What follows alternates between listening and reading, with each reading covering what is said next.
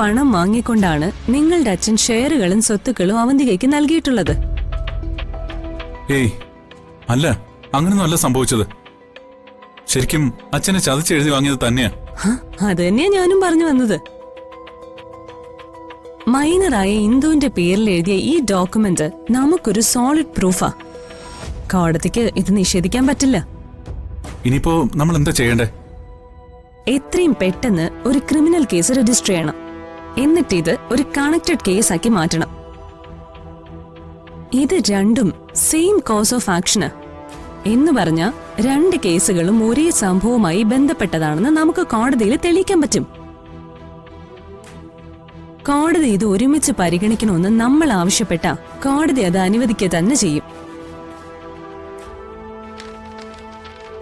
അങ്ങനെ അവന്തികയെ എനിക്ക് കോടതിയിൽ ക്രോസ് ചെയ്യാൻ സാധിക്കും.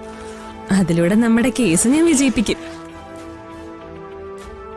പക്ഷേ നമുക്ക് ആദ്യം ആ ക്രിമിനൽ കേസ് കൊടുക്കണം. അതിന് ആദ്യം ആ ACP സാന്ദ്ര തോമസിനെ കാണണം. ഇന്ന് തന്നെ ഡൗൺലോഡ് ചെയ്യൂ. കാണൂ നിങ്ങളുടെ ഫേവറേറ്റ് ഷോസ്.